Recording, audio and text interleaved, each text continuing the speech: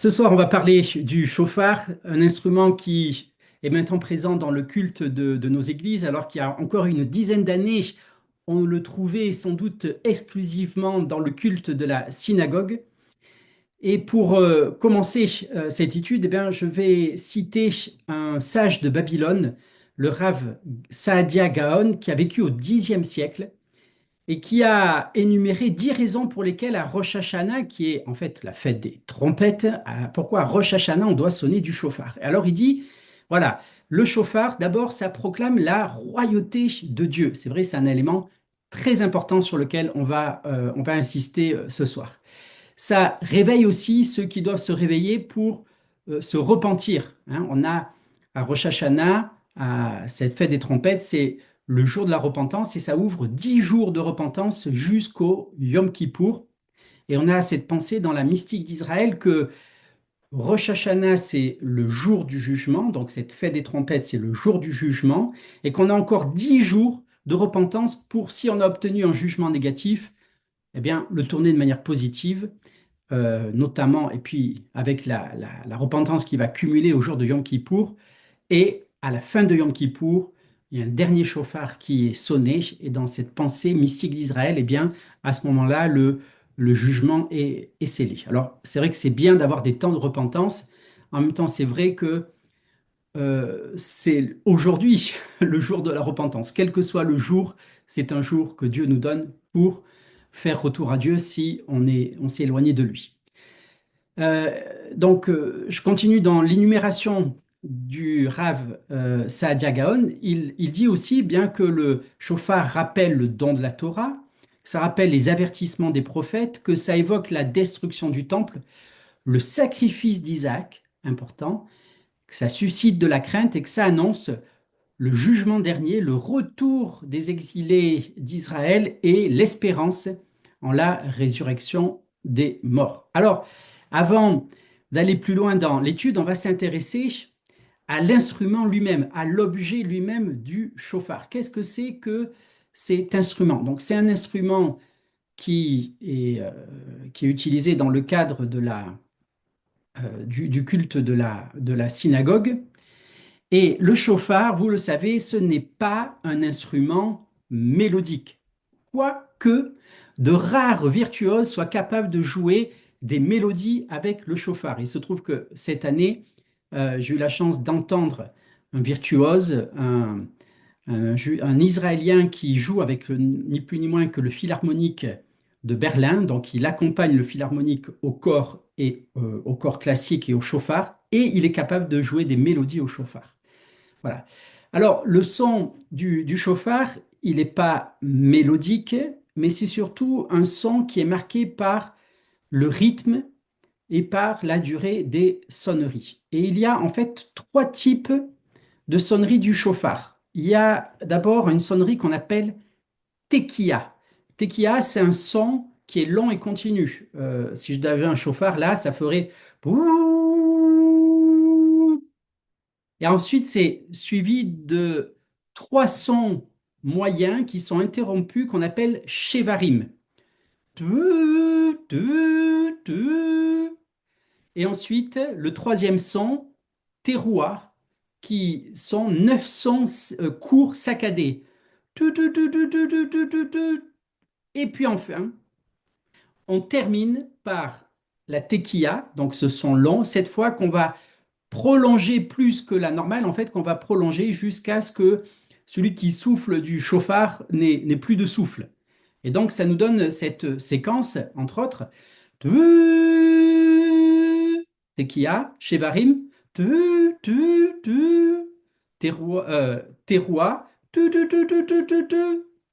Tequila Gedola,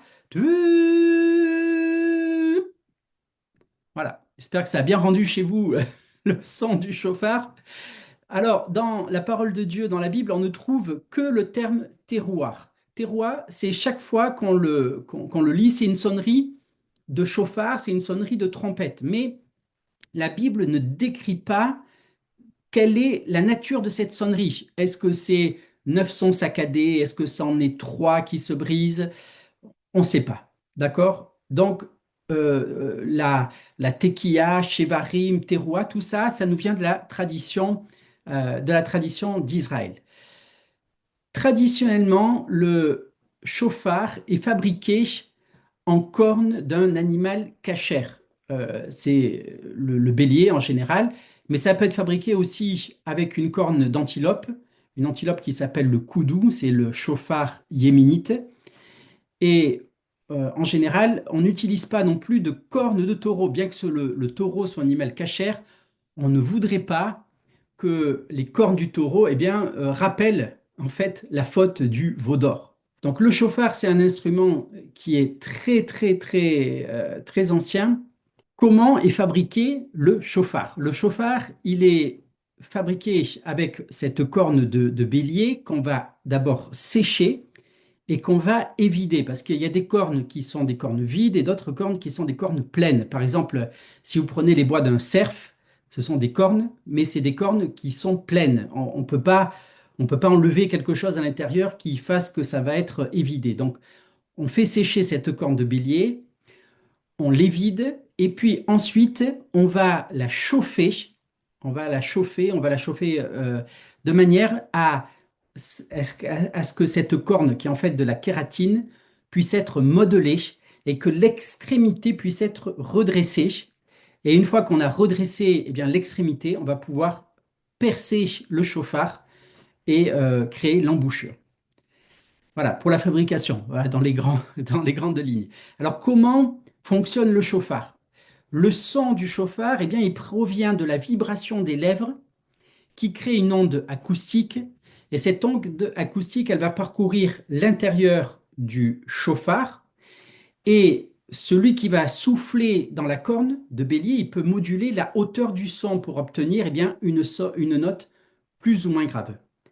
Si celui qui souffle pince ses lèvres, l'air va vibrer plus rapidement et ça va produire un son aigu. Et si on relâche les lèvres, ça produit une vibration plus lente et ça produit un son plus grave.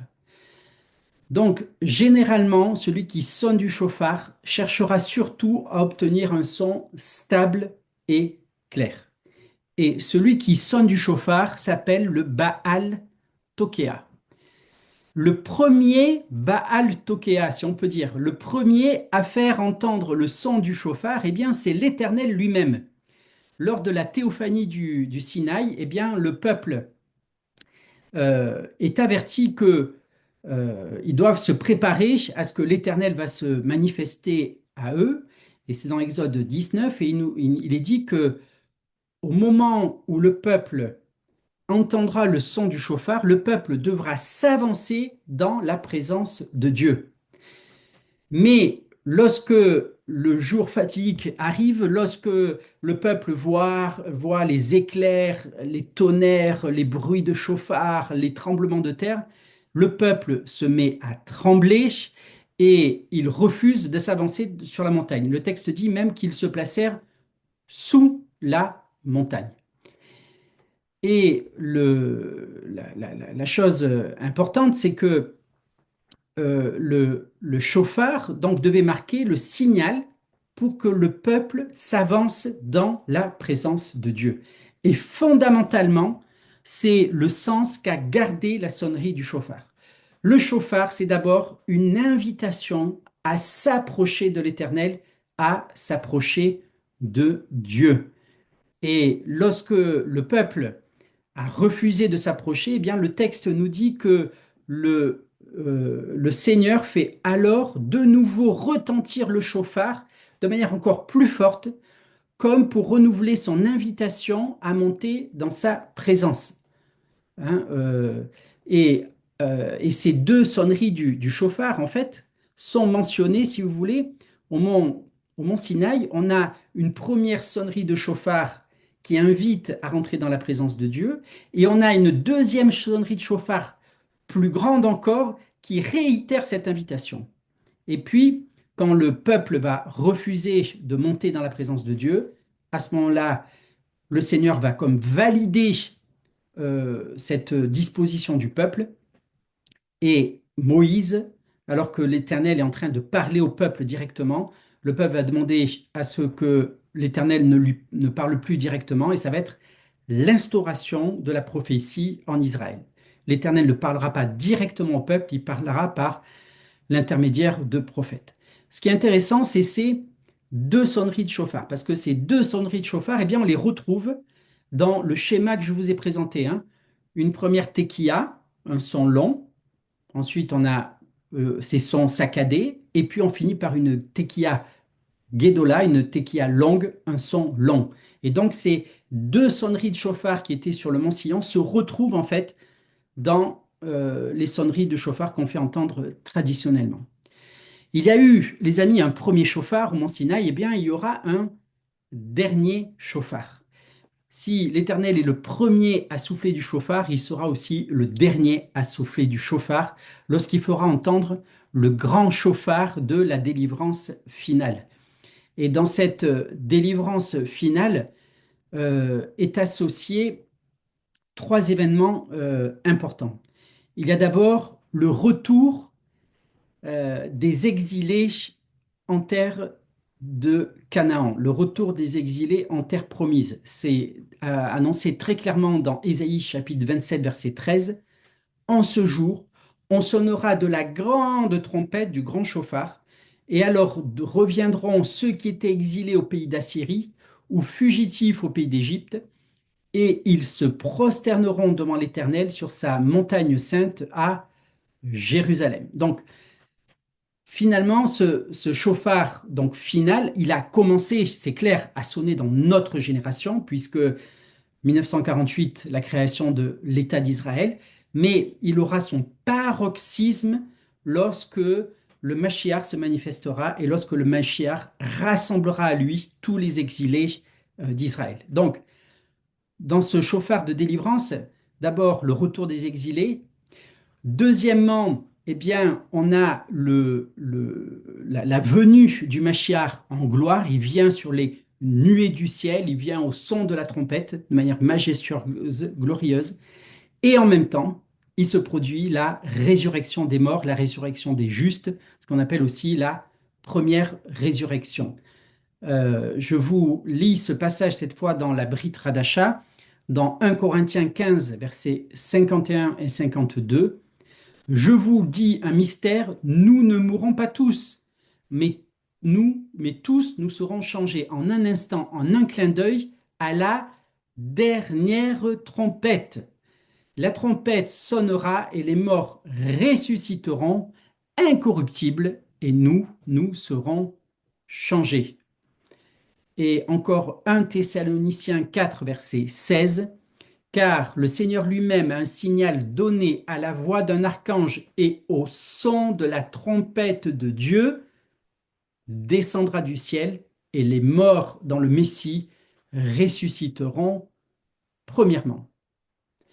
Donc, un premier chauffard, le mont Sinaï, l'invitation à monter, et puis un dernier chauffard, la délivrance finale, le moment où le Messie vient, où il vient délivrer Israël, où il vient ressusciter les morts, et où il achève le rassemblement des exilés d'Israël à Sion. Donc, rendez-vous compte quand même le privilège que nous avons aujourd'hui, parce que il y a eu un premier chauffard au mont Sinaï, et nous sommes parmi ceux qui commençons à entendre le dernier chauffard, le chauffard du retour des exilés à Sion. En attendant le dernier chauffard, eh bien, il y a un jour du calendrier des fêtes de l'Éternel qui est dédié à la sonnerie de la trompette. Et Dieu instaure un jour spécial, ce qu'on appelle la fête des trompettes. Alors, cette fête des trompettes, en fait, s'appelle Yom Teruah. En fait, littéralement, c'est plutôt la fête le jour de la sonnerie. C'est le jour de la sonnerie, parce que effectivement, la prescription, c'est d'entendre. C'est pas de jouer du chauffard, c'est d'entendre la sonnerie du chauffard, d'être attentif à la sonnerie du chauffard. Cette fête, elle a lieu le premier du septième mois. Et dans la parole de Dieu, elle s'appelle aussi Zikron Teruah. Ça veut dire en fait un souvenir de sonnerie. C'est-à-dire un jour où on demande à Dieu de se souvenir de nous. Vous savez, il y a un psaume qui dit Seigneur, ne te souviens pas de moi selon mes péchés, mais souviens-toi de moi selon ta miséricorde. Donc, quand on demande à Dieu de se souvenir de nous, c'est pas qu'il nous a oubliés, c'est simplement qu'on lui demande de réactiver aujourd'hui soit une promesse qu'on a obtenue dans le passé, soit une promesse qui ne s'est pas encore accomplie. Et ce que dans cette fête des trompettes, eh bien, on rappelle à l'Éternel, c'est d'abord une délivrance extraordinaire obtenue par Abraham sur le mont Moria. Et vous vous rappelez que sur le mont Moria, lorsque Abraham est sur le point de sacrifier son fils Isaac, à ce moment-là, un ange l'arrête et le Seigneur va donner à Abraham un bélier qui est retenu par les cornes. Et donc ces cornes, qui sont un symbole de puissance, ce bélier donc est retenu par les cornes, ces cornes vont être l'élément providentiel qui vont permettre que cet animal soit sacrifié en remplacement d'Isaac. Et donc, chaque fois que l'on sonne du chauffard, on fait en quelque sorte mémoire de ce moment où Isaac était lié sur l'autel et où l'Éternel a pourvu avec un sacrifice de substitution. Et vous rappelez aussi que lorsqu'Abraham avait annoncé à son fils Isaac que Dieu pourvoirait lui-même, il a dit, Isaac demande, mais où est l'agneau pour le sacrifice? Et Abraham dit, ben, Dieu se pourvoira lui-même à l'agneau pour le sacrifice.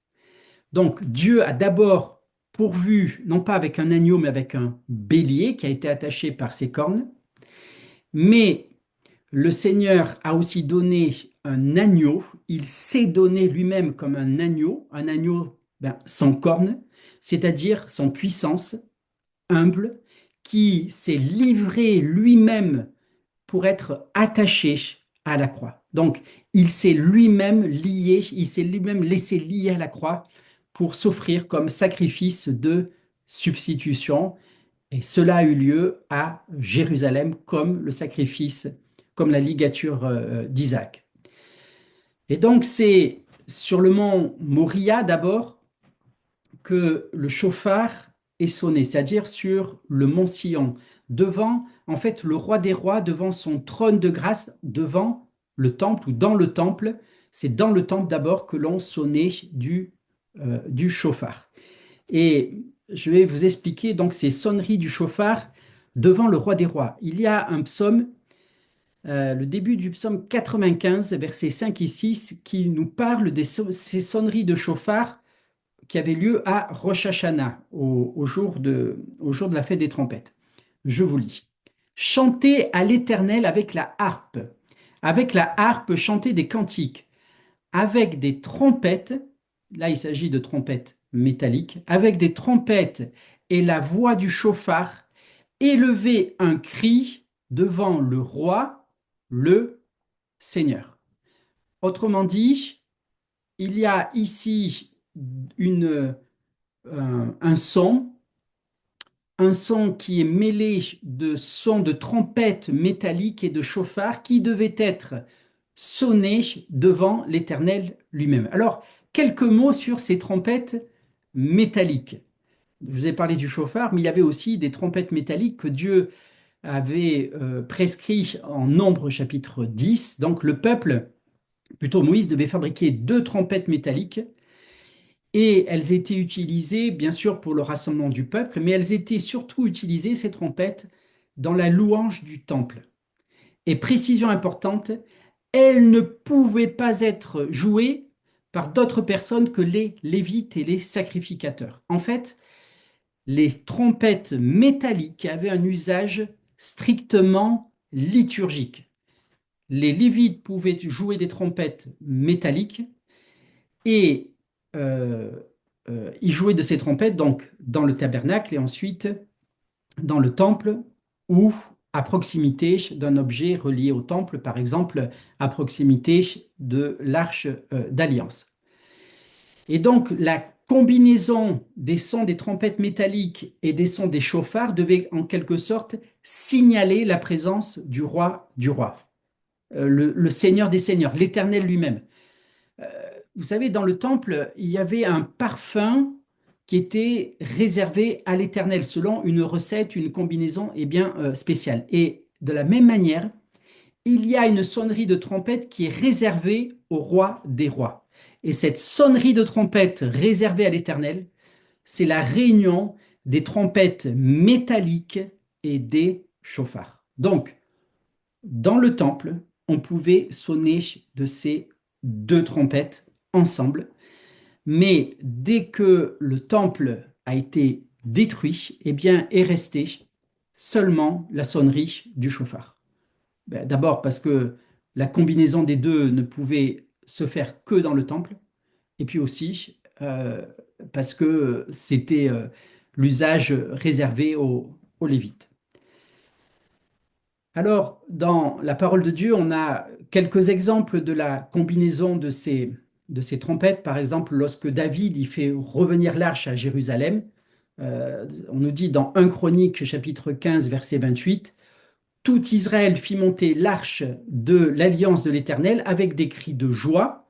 Alors c'est intéressant parce que là, l'auteur, il joue un petit peu sur les mots, parce que cri de joie, en fait, c'est terouah. Donc c'est comme si les personnes qui entourent l'arche, c'est comme avec leur cri, ça fait comme un son de chauffard. Et au son ou aux voix des chauffards et des trompettes métalliques.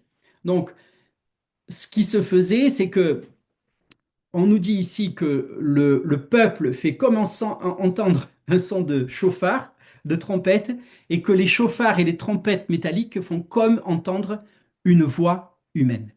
Et le chauffard a cette particularité, en quelque sorte, de reproduire une voix humaine, de reproduire une sorte de sanglot ou de râle qui viendrait des profondeurs d'un homme qui s'adresserait à l'Éternel, comme un cri poussé à l'Éternel. Et c'est vrai que je pense que les uns et les autres, vous avez eu l'occasion de jouer malgré vous du chauffard avec votre voix.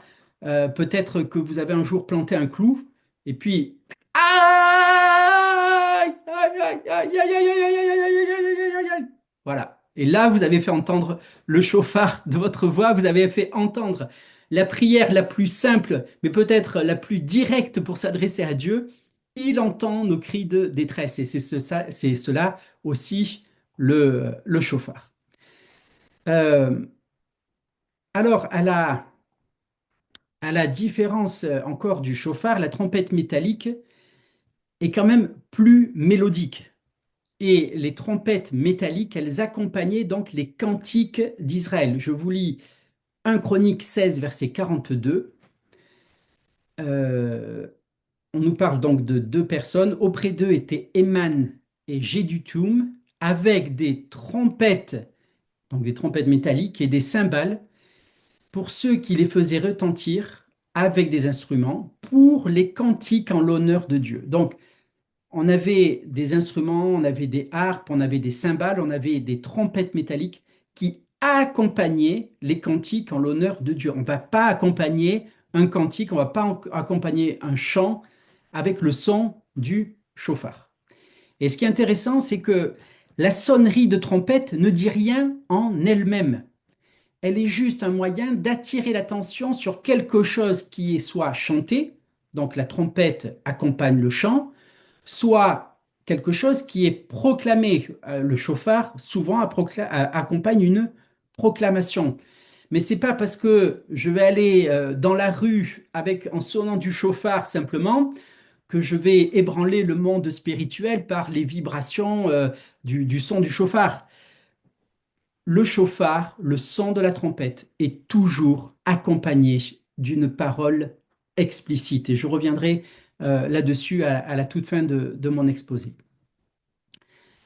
Euh, alors, la voix du chauffard, elle est comparée, hein, c'est ce que nous disait le Rav Saadia Gaon, elle est comparée à la voix des prophètes, ou plutôt c'est la voix des prophètes qui est comparée à un son de chauffard. Et on a un texte explicite dans la parole de Dieu, dans Ézéchiel chapitre 33.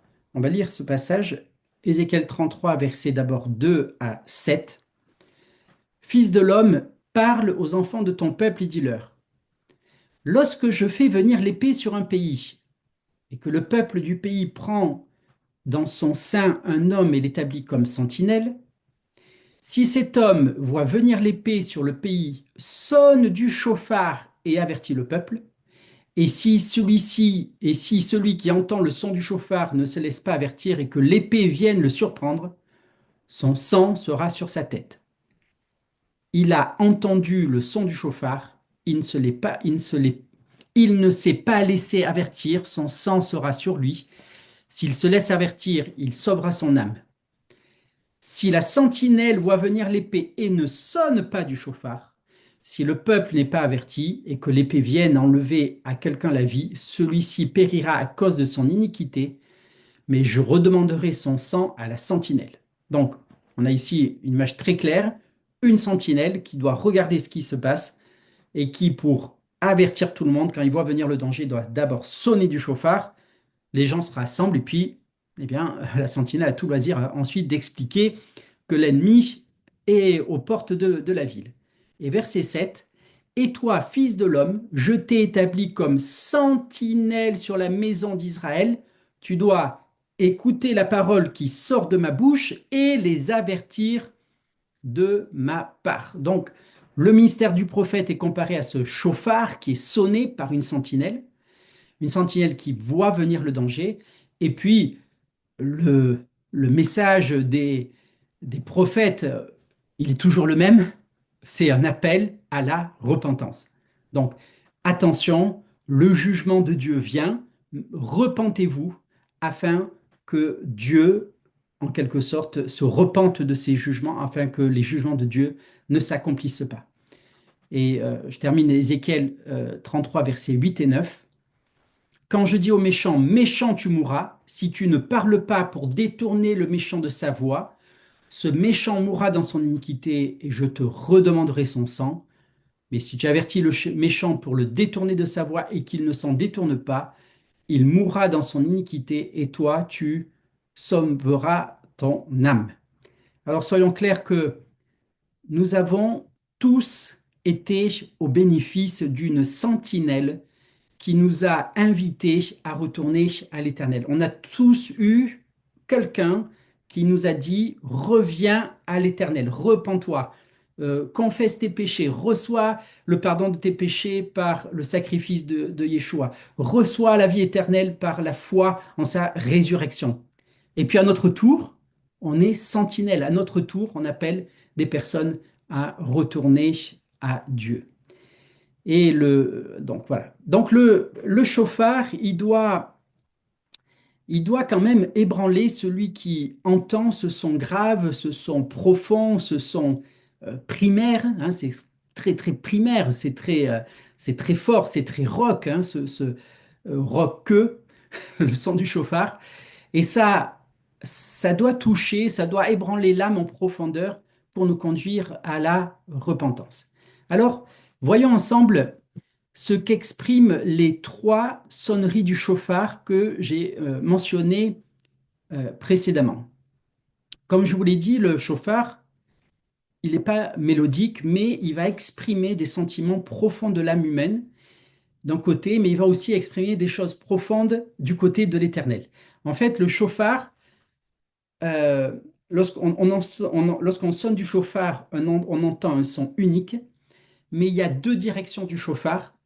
Il y a le chauffard qui vient de la part de Dieu, donc le son qui peut être interprété comme un message qui vient de Dieu, et puis il y a le chauffard qui vient de nous et qui peut être interprété comme une prière qu'on adresse à l'Éternel. On va voir donc la réunion de ces deux sonneries de chauffard qui, par la force des choses, pour nous, n'en sont qu'une. Hein. Quand on sonne du chauffard, on n'a pas en écho le chauffard de l'Éternel qui se fait entendre. Donc d'abord, on a, rappelez-vous, cette tekia, un son droit et continu qui exprime en fait la perfection divine et même la royauté de Dieu. Hein, c'est sur le mont Sinaï, l'Éternel arrive. Et ça exprime donc cette majesté divine qui va contraster avec notre nature déchu, avec notre nature pécheresse. C'est pour ça que le peuple, lorsqu'il entend le son du chauffard, se met à trembler, parce que le chauffard exprime profondément la perfection et la sainteté de Dieu. Mais c'est quand même un son qui exprime qui dit un appel que Dieu adresse aux hommes. Dieu est saint, mais malgré sa sainteté, il veut que les hommes et les femmes viennent à lui. Et ensuite, ce son continu, il est brisé en trois sons moyens, ce qu'on appelle Shevarim. Shevarim, eh bien, c'est la voix des prophètes. Hein, c'est ce son qui fait tu, tu, tu. Et c'est un peu comme si chacune de ces sonneries disait bien venez, hein, venez, venez, venez. C'est le moment de faire retour à Dieu. C'est le moment d'entendre ce que les prophètes ont à nous dire. Et après ces trois sons, donc d'un son qui commence à nous ébranler, qui commence à se poser en nous, eh bien, on a d'un seul coup 900 saccadés. Tut, tut, tut, tut, tut, tut, tut, tut, tut. Et là, c'est un peu comme si ça ressemble en fait à votre réveil du matin. Je pense que les réveils s'inspirent du chauffard. C'est la dernière alarme. Et ça dit, ben vite, vite, vite, vite, vite, vite, vite, c'est le moment. Bouge-toi, réveille-toi, c'est le moment. En fait, aujourd'hui, si tu entends sa voix, reviens à lui. C'est aujourd'hui le jour de la repentance. C'est le moment de venir à Dieu. Et vous savez, dans nos vies, il y a des temps qui sont favorables à la repentance. Il y a ce verset dans Genèse qui dit, mon esprit ne demeurera pas à toujours avec l'esprit de l'homme. Ses jours seront de 70 ans, je crois, ou 80 ans. En fait, le verset, il dit aussi, mon esprit ne contestera pas toujours avec l'esprit de l'homme. Et il y a des moments dans nos vies où l'Esprit de Dieu vient, il conteste. Et il nous dit, c'est le temps, viens, repens-toi. Et puis, on a des messages qui nous viennent, on a des personnes ou des circonstances qui nous mettent en face de notre péché et qui sont des invitations que Dieu nous adresse pour la repentance. Et qui sait si on laisse passer ce moment de repentance, s'il reviendra dans notre vie, s'il reviendra dans un an, dans 10 ans, dans 20 ans, dans 30 ans, si on sera encore vivant au prochain son de chauffard et à la prochaine contestation du Saint-Esprit en nous. Donc il y a des temps dans nos vies aussi qui sont favorables à la repentance. C'est pourquoi, vite, vite, vite, ne tarde pas, c'est le moment de te repentir. Donc ça, c'est le chauffard qui vient donc de la part de l'Éternel. Et puis, bien sûr, ça se termine par cette longue tequilla, hein, ce son très long. En quelque sorte, c'est l'Éternel qui reçoit l'homme et, et puis on va au bout, au bout, au bout, au bout, au bout du bout. Il y a comme un parfum là d'éternité, une communion restaurée entre Dieu et sa créature. Alors, du côté de l'homme, c'est quoi l'expression de ce chauffard? D'abord, la tequilla, ça peut être vu comme étant un, un appel de l'homme, mais quand même la tequilla, on va dire que dans l'ensemble, c'est quand même plutôt la majesté divine. Et face à cette majesté divine, comment on peut nous tenir dans la sainteté de Dieu? Comment s'approcher de tant de gloire, de grandeur, de puissance, de sainteté? Et ce son de tequilla qui exprime la sainteté de Dieu, elle doit amener en fait à ressentir cela, à ressentir en disant, mais qui je suis moi vis-à-vis de ce grand Dieu puissant, saint et redoutable. Et après que Dieu se soit manifesté, eh bien les trois sons brefs viennent, et c'est Shevarim. Shevarim, en fait, ça veut dire briser, c'est une racine qui veut dire briser. Et Shevarim, donc, c'est le brisement du cœur de l'homme qui prend conscience de son péché. Et ça ressemble en fait à des gémissements ou à des plaintes. Hein, lorsqu'on commence à être brisé par le péché, que ça touche au plus profond de notre âme, de notre être, de notre cœur, eh ben, on ne peut plus rien répliquer devant l'Éternel. On ne peut pas donner d'explication. Puis on fait ah, ah. Voilà, c'est, on n'a plus rien à dire. On n'a qu'une sorte de gémissement. Et ce gémissement, eh bien, il se transforme ensuite en sanglots. C'est peu, peu, peu, peu, peu, peu, peu, peu, peu, peu, peu. Et c'est là l'homme qui, brisé par le péché, fond en sanglots devant l'Éternel à cause de sa faute. Et lorsqu'il est brisé, lorsqu'il est profondément touché, ému au profond de son être, eh bien, à ce moment-là, l'Éternel fait entendre ce son plus long. Et là, celui qui souffle du chauffard va aller au bout de son souffle. C'est pour ça que souvent on entend. Voilà. Le Baal Tekoa est allé au bout, le souffleur est allé au bout. Eh bien, l'Éternel aussi est allé au bout du bout, pour amener l'homme dans sa présence. Il a fait le don de son Fils qui a donné sa vie à la croix. Et le dernier chauffard, eh bien, nous fait aussi cette promesse que même si nous ne voyons pas aujourd'hui notre vie être délivrée, va venir le dernier chauffard, le chauffard de la délivrance. Et donc le chauffard, aussi par sa forme, hein, on commence à souffler dans un endroit étroit, à l'embouchure, et puis le son sort à l'extrémité plus large. Eh bien, c'est ce qu'on demande à l'Éternel, c'est sortir d'un endroit étroit, d'un endroit d'oppression, et être élargi et être libéré. Et on peut être dans l'oppression financière, on peut être dans l'oppression sociale, on peut être dans l'oppression d'une menace physique, d'un conjoint violent, on peut être dans l'oppression de la persécution, toutes sortes d'oppressions, et des oppressions où on n'a plus d'autre possibilité que de crier à l'Éternel pour être délivré. Et cette prière, l'Éternel, l'Éternel l'entend. Alors, il y aura encore bien, bien, bien des choses à dire sur la sonnerie du chauffard, mais je voudrais quand même conclure cette soirée en faisant un parallèle entre l'usage combiné des trompettes métalliques et du chauffard et l'expression des piétés traditionnelles et charismatiques que l'on peut trouver dans nos églises. Si vous me permettez, eh bien, les trompettes métalliques ont des sons mélodiques. Vous savez, ils accompagnent des cantiques préparés. Eh bien, c'est un petit peu la partie liturgique du culte.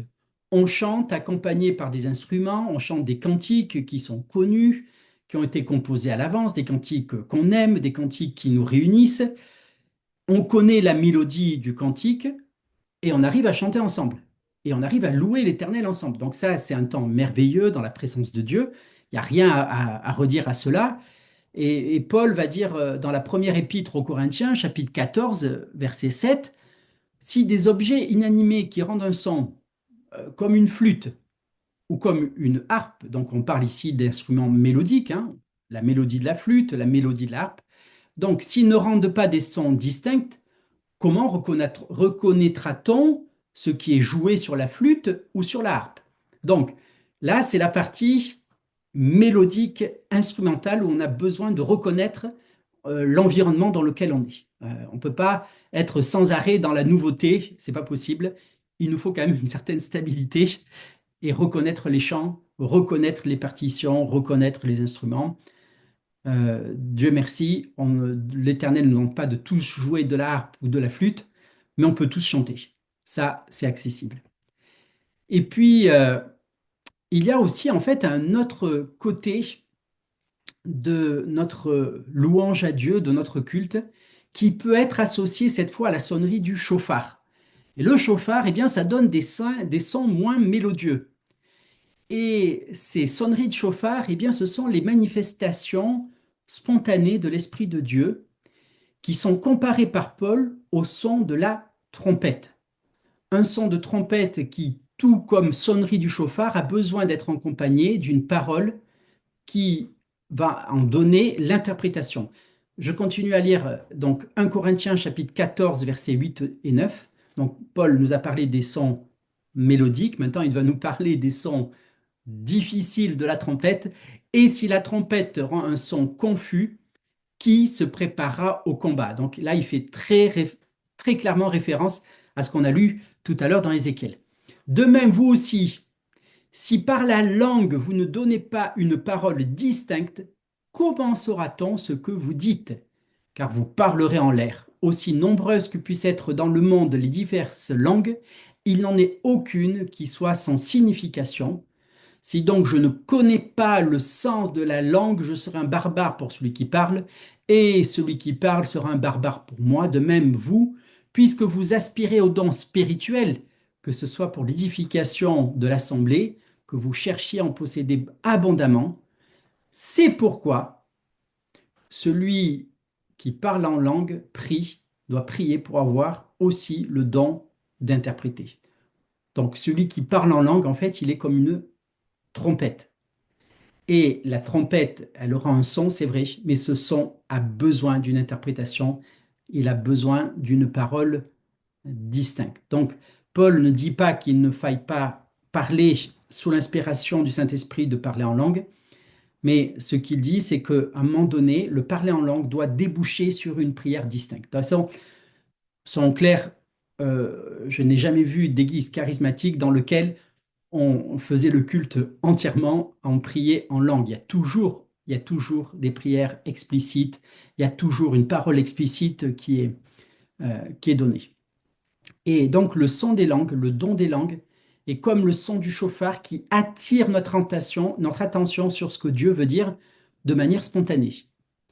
Et la manifestation des langues, eh bien, ça ouvre à la voix prophétique. C'est le préambule à une parole de circonstance que Dieu veut donner à une assemblée, par exemple euh, une assemblée locale. Et vous savez, si les trompettes métalliques, ben, c'était réservé aux Lévites, hein, les instruments de musique, c'est clair, c'est réservé à ceux qui savent en jouer. Le chauffard, tout le monde peut en jouer, hein. Honnêtement, avec un peu d'exercice, tout le monde peut jouer du chauffard. Eh bien, de la même manière, les dons spirituels peuvent être manifestés par tout croyant dans l'assemblée. Il n'y a pas ici de clergé spécialisé dans le prier en langue ou dans la parole de prophétie. Donc on a ici, en fait, un son du chauffard, qui est le chauffard, qui vient de l'Éternel et qui s'accompagne d'une parole prophétique. Mais Paul va aussi nous donner quelque chose qui se rapproche du chauffard et qui est la prière, cette fois, qui monte de l'homme. Et on trouve ça dans Romains chapitre 8, versets 26 et 27.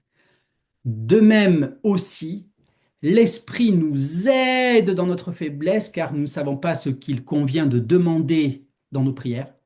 Mais l'Esprit lui-même intercède par des soupirs inexprimables. Des soupirs inexprimables, c'est-à-dire des prières qui sont des cris, qui sont des râles, qui sont des choses qui viennent du plus profond de nos êtres, mais qui y sont prises par le Saint-Esprit. C'est vrai que quand on arrive à cette dimension de la prière, qui n'est pas simplement l'expression de notre souhait, mais qui est l'expression du souhait de Dieu lui-même, on rentre dans des profondeurs d'intercession qui sont extrêmement enthousiasmantes. Et je continue à lire. Et celui qui sonde les cœurs connaît la pensée de l'Esprit, parce que c'est selon Dieu qu'il intercède en faveur des saints. Donc, nous ne savons pas ce qu'il convient de demander dans nos prières. Ça paraît fou, hein, parce que des fois, la prière, on a l'impression que c'est simplement exposer le besoin devant l'Éternel. Mais il faut reconnaître qu'on ne sait pas vraiment prier, et c'est Dieu qui nous donne non seulement la prière, le sujet et la foi avec laquelle on va prier. Et ça pourra s'exprimer par des soupirs inexprimables qui sont comme un son du chauffard, le son de la prière, le son de la voix de l'homme qui s'adresse à Dieu. Donc, Paul nous a décrit en fait deux sons de chauffard liés à la piété, la prophétie qui vient de l'Éternel et le Saint-Esprit en nous qui intercède par des soupirs inexprimables. Et on a cette prière très profonde où, à un moment donné, on est devant Dieu et on n'arrive plus à prier. On est là, on fait, voilà. Et on a cela, dans 1 Samuel chapitre 1 verset 13, où on nous dit que euh, la douleur de Anne qui intercédait, hein, Anne qui attendait un fils, qui attendait d'être enceinte, et on nous dit que Anne parlait dans son cœur et ne faisait que remuer ses lèvres. Donc parfois c'est ça, voilà. Mais après qu'elle ait exprimé cette prière inexprimable, eh bien, le sacrificateur Élie est venu et lui a donné une bénédiction explicite. Donc, soyons attentifs à ça, c'est que on peut rentrer dans des manifestations spirituelles euh, profondes, primaires, mais à un moment donné, il y aura quand même quelque chose qui va devenir explicite, une bénédiction de Dieu qui va venir. Et c'est vrai qu'on peut avoir peur parfois des manifestations surnaturelles. On peut être un peu comme le peuple d'Israël au pied de la montagne, mais je crois que on doit quand même affermir nos cœurs dans la foi en Dieu et accueillir ces dons spirituels que Dieu donne au corps de Christ et qu'il donne abondamment maintenant depuis de nombreuses et de nombreuses années. Et alors, notre louange sera une combinaison de trompettes métalliques et de sons de chauffard. Ça, c'est voilà, pour l'application à notre culte en assemblée. Mais je ne peux pas m'empêcher de terminer par une application dans l'actualité d'Israël. Vous savez, la guerre qui vient de s'achever, pour autant qu'elle est achevée, hein. Pour l'instant, certains veulent l'appeler la guerre des 12 jours, hein, après la guerre des 6 jours, deux fois 12, 2 fois 6 12 pardon. Et donc, c'était difficile de terminer ce partage sur le chauffard sans évoquer l'actualité d'Israël. Euh, alors, dans la parole de Dieu, le chauffard est aussi associé à la guerre. Et on a ça dans un passage de Jérémie, chapitre 4, verset 19. Je vous lis Jérémie 4, 19. Mes entrailles, je souffre au-dedans de mon cœur. Mon cœur bat, je ne puis me taire. Donc là, il est dans ces soupirs inexprimables dont Paul a parlé. C'est le Saint-Esprit qui va parler en lui. Tu entends mon âme, tu entends mon âme. Et qu'est-ce que son âme entend? Elle entend la voix du chauffard et les terouotes de guerre, littéralement les sonneries de chauffard de guerre. C'est-à-dire que il y a des bruits de guerre. Très certainement, les ennemis, soit les sentinelles faisaient entendre le chauffard pour dire l'ennemi arrive, soit l'ennemi venait avec lui-même des chauffards. Mais donc, Jérémie parle de la voix du chauffard et des terouotes. Donc, terouotes, c'est teroua, hein, au pluriel, terouotes de guerre. Littéralement, les sonneries de chauffard de guerre. Et cette expression va être reprise par Yeshua dans son discours eschatologique de Matthieu 24, au verset 6, lorsqu'il dit: Vous entendrez parler de guerre et de bruit de guerre. Donc, Yeshua, là, il cite très directement Jérémie 4, 19, quand il dit des bruits de guerre. Très certainement, il a dû dire terouot, des bruits, des sonneries de guerre. Dans Jérémie, ça fait référence à la destruction du temple.